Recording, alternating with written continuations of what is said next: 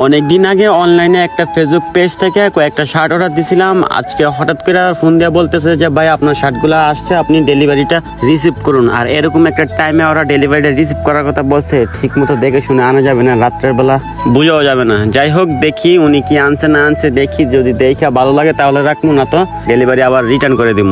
আসলে ফেসবুকের বা অনলাইনের কোনো জিনিসপত্র অরিজিনাল মনে হয় না, অরিজিনাল পাওয়া যায় না, যার কারণে একটু রিস্কই থাকা লাগে আর কি অনলাইনে কোনো কিছু অর্ডার দিলে। যাই হোক, আমার এক বন্ধুকে নিয়ে চলে আসছি রাস্তার সামনে, এখন দেখি কোন সময় ডেলিভারি ম্যান আসে আর আমার পার্সেলটা ডেলিভারি দেই। আর ইতিমধ্যে ডেলিভারি ম্যান আমার পার্সেলটা নিয়ে মোটরসাইকেল করে চলে আসছে আর কি। এখন দেখি আমার পার্সেলটা হাতে নেই, কি অবস্থা, পার্সেলের ঠিকঠাক আছে কিনা। আমার পার্সেল ইতিমধ্যে আমার হাতে পেয়ে গেছে। এখন বন্ধুকে বললাম, দেখ কি অবস্থা, পার্সেলের ভিতরে কাপড় টাপড় সবকিছু ঠিক আছে কিনা। ছিঁড়ে বন্ধুর কাছ থেকে পার্সেলগুলো আমি হাতে নিয়ে বললাম আমার কাছে দিয়ে, আমি একটু আনবক্সিং করি দেখি কি অবস্থা। তারপরে দেখলাম ঠিকঠাকই আছে। এখন কোয়ালিটিটা ওই ঠিক মতো যাচাই করতে পারি নাই, কারণ কি লাইটের আলোয় সবকিছু ক্লিয়ারলি বোঝা যায় না।